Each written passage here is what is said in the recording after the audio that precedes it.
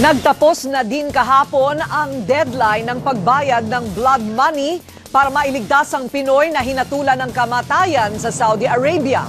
Sa panayam ng ABS-CBN News kay Joselito Zapanta, sinabi ng Pinoy death convict na nakahanda na siyang harapin ang kamatayan kung yun ang kaloob ng Allah sa kanya. Exclusive mula sa Riyadh, Saudi Arabia, nagpapatrol Roland Blanco. Pagkatapos lumipas ang ikatlong deadline kay Joselito Zapanta para sa blood money kahapon, muling nanawagan ang Department of Foreign Affairs ng Pilipinas ng panibagong extension noong linggo. Si Zapanta ang Pilipinong nahatulan ng kamatayan sa Riyadh sa pamamagitan ng pugot ulo dahil sa pagkakapatay sa isang Sudanese national noong 2009. Mula 5 million reals na ibaba sa 4 million o 44 million pesos noong ikalawang extension noong Abril ang blood money para sa kanyang kalayaan.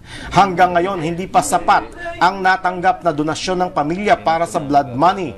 Pero para kay Joselito Zapanta, mas gugustuhin niyang mapunta na lang sa mga biktima ng kalamidad ang perang itutulong sa kanya. Sa ngayon, para kay Zapanta na isang Muslim convert at may pangalan na Abdulatif, sapat na ang kanyang pananampalataya sa Allah. Maasa ako, mapapatawad at makakaya ko ipagkakaloob ng mahal na Allah sa akin.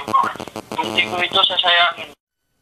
Patuloy din ang pagsusumamo ng kanyang ina para mapatawad ng biyuda ng napatay na Sudanese si Joselito. Maawa ka sa anak ko. Talaga mapatawad mo talaga siya. Bigyan mo siya ng pagkakataon.